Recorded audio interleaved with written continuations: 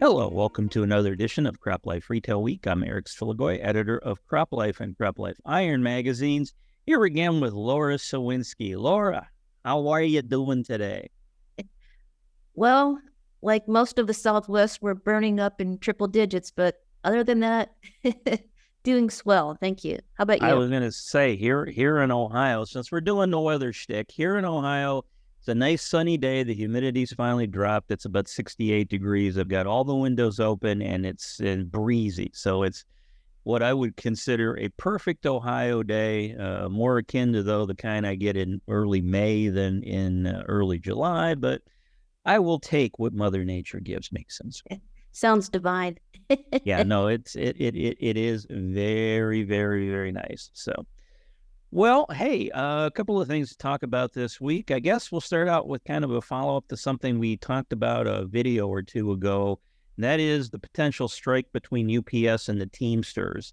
Apparently, I guess they were doing. Some of us were actually working over the long 4th of July break, but apparently UPS and the Teamsters were negotiating. But when I read the article this morning, it said they have both, quote unquote, walked away from the bargaining table, each blaming the other for walking away from the negotiations. So again, at this point, it sounds like at the end of the month, we got 340,000 full and part-time U.S. drivers for UPS that may be going on strike, which is definitely going to interrupt the flow of traffic. I ran into an article that was talking about the fact that UPS handles about 20 million packages a day. So that's going to be a big hit to the U.S. economy if the strike does happen come August 1st. So we'll see if they get back to the bargaining table. But at the moment, it sounds like they're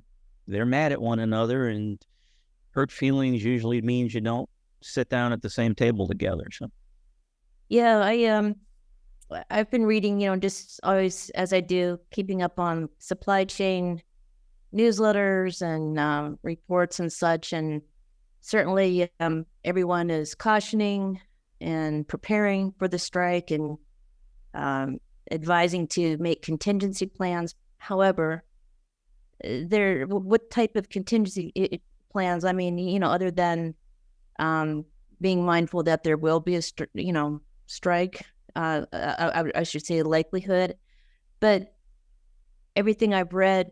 So what's the plan? I mean, FedEx, other parcel carriers can't absorb that volume. So yeah, the stakes are really high on this one. And we have about three weeks or so until the end of the month, and things hopefully, we talk a lot about strikes, whether it's railroad, West Coast labor.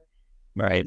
Sometimes things get darker before the light, if you will. So hopefully, I think, again, because it would be such another supply chain snarl, I hope things really do work out. But you're right, it's looking bleak as of today. Yeah, I know. For folks who do early Christmas shopping like myself, I suppose that, if you shop in September or October, maybe move that to August if you're worried, because the 7 to 10 day delivery window may spread out to, I don't know, 2 or 3 weeks. And you gotta get those Transformers for the kids for Christmas, otherwise they are not happy. So we don't like that. So Yeah, I was just going to say anything that's mission critical, but like you said, a toy is absolutely mission critical. So you're right. yeah, last Christmas morning when you just hand out a bunch of fruitcake and socks, the kids are not happy. So, I know. Talking about Christmas in July. Okay, sorry, everybody. My apologies. So hey, one other thing to go over before I kick this the show over to you for a brief update on something. I know that we've talked a little bit about the fact that the last year or so that soybean acreage has kind of like surpassed corn acreage, and that I know the USDA was predicting that here in 2023 that corn would again kind of be back up versus soybean, but that they'd be kind of even. But I saw the latest statistics from the U.S. Department of Agriculture, and according to it, here in 2023, The corn acreage is actually up much higher than they expected. 94.1 million acres of corn planted this year. That's 6% increase from last year. I know the original projections were around 3 or 4%, so it's a little higher than that. Soybean plantings down to 83.5 million acres, down 5%. And again, some other interesting statistics from this report. 93% of all the corn planted in the U.S. is biotech variety. 95% of the soybean is biotech variety. And even better, I guess I wasn't unaware of this, but when you're looking at cotton, upland cotton is 97% biotech varieties planted in the U.S. So again, I hadn't realized that all three of those crops were well into the 90 percentiles when it came to biotech varieties being planted across the country. But again, very interesting. But yeah, corn seems to be, reasserting its dominance in the marketplace versus soybean. I know folks keep talking about renewable diesel and how much soybean is going to be needed coming into the future. But for 2023, it looks like corn will remain king. Yeah, that is, it's an eye opener, those statistics. I didn't realize it was that high as well. So yeah, I am the fun with numbers guy, so I'm giving you numbers, lots of numbers. So, hey, as we record this video, we're a couple of weeks out only, believe it or not, from our big Tech Hub Live 2023 conference taking place in Des Moines, Iowa on the 24th through the 26th of July. So I know that we've been promising our viewers a little update on what's been going on regarding that. And since you, my dear, are much closer to that than I am, I will toss it over to you for the update. Take it away, Laura. Thank you, Eric. Yeah, it's amazing how quickly, you think you have, all this runway left and planning and things are, but I think it's that perennial, you're getting down to the wire and everyone's running around and, in a good way, but, it's all those putting a bow on the final details, making sure everything's in place. And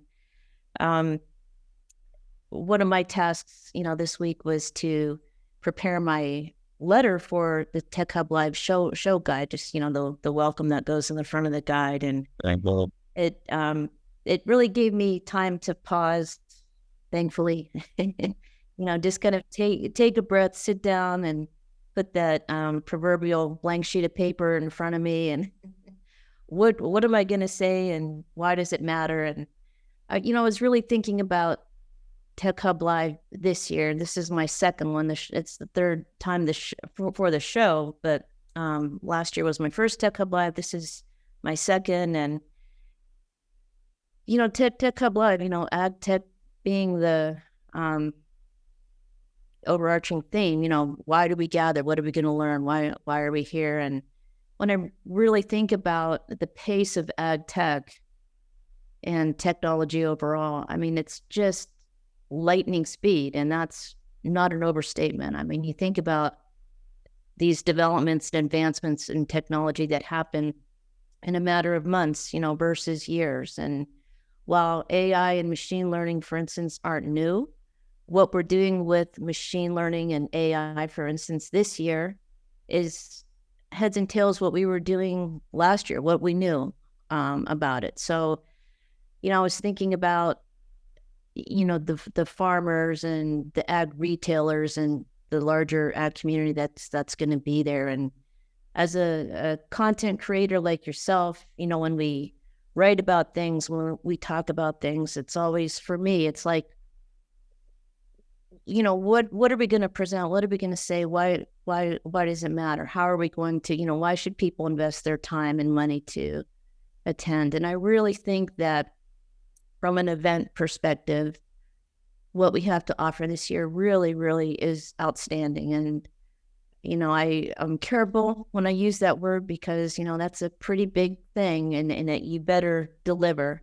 And when I think about some of the components, and, I know we have a couple weeks out and I'm going to kind of take a larger part of our retail week from here on out to kind of dive in a little bit deeper. But there were a couple things that I really wanted to to highlight today, beginning with our keynote speaker. So I may have mentioned that I was unaware just how much NASA and agriculture have worked together over the years. I mean, I know there have been projects and initiatives along the way, but that relationship is so much more deep-seated than I ever knew. Our keynote speaker this year for Tech Hub Live is Dr. Alyssa Whitcraft. And Alyssa really, I've had an opportunity to speak with her and exchange a number of emails and correspondence. And I am so excited to have her as our keynote this year. And so Alyssa, for those of you that may not be familiar with her, she's the executive director of NASA Acres and the co-founding deputy director of NASA Harvest. So her keynote address this year at Tech Hub is From Space to Soil: How NASA Data and Tools Are Supporting a Revolution in Ag Tech. And central to Alyssa's talk this year will be the grand arc of satellite data for agriculture, focusing on recent innovation enablers such as new satellites, machine learning, artificial intelligence, and the cloud, as well as what needs to happen next to move us forward in digital ag. So when I spoke with Alyssa and her colleague, Dr. Karen St. Germain, who will present during Women in Ag Tech, the easiest way to sum it up is, NASA has all these things that they've been doing for years. But the advent of ag tech and how quickly that's progressed in the last 5 or 10 years has really, when you bring those two things together, what they're able to do now to help agriculture, farmers, is just incredible. We got a little glimpse of what she's going to talk about, her presentation and some slides. We'll save that for those of you who will get to hear her in person in a few weeks. But I really think it kind of sets the stage and really answers the question, why does it matter? What's going on? How can this help you? And I'm always mindful, again, since, I've, been here almost a year and a half. I really do understand, I think, and it hits me time and time again, like, farmers, and the way that we have been saying it, around here at Meister and Crop Life is there's a difference between bringing farmers and agriculture to technology versus bringing technology to the ag space. And I know that seems like, kind of a subtle, what's the difference? And I think there is a difference. It's subtle, yet it's profound in that for farmers, they don't have, things are seasonal, things take time. They're not in a position to throw money out there and wait around and see if things work. They're very discerning, as they should be, as they have to be. And that's really different than a lot of industries who adopt tech and can do things and, turn on a dime and pivot. And again, coming from my background where, I was working on advanced technologies, automation, supply chain, that's really different from how the agriculture community views tech. And so I think that this year, when we, shape the program, the diversity of the speakers, how we deliver the content, whether it's panels, fireside chats that you and I are going to have, our tech talks, roundtables, solo presentations. I mean, there's a diversity in the speakers and the content, all answering the same question: why does it matter? What's going on today? And in particular for Tech Hub Live, what can we do and provide and learn about today that we can go back to our operations, our farm tomorrow and apply it? But at the same time, this fast pace of how agriculture develops, not only is it what's applicable today, but how can we position ourselves for what's right around the corner tomorrow?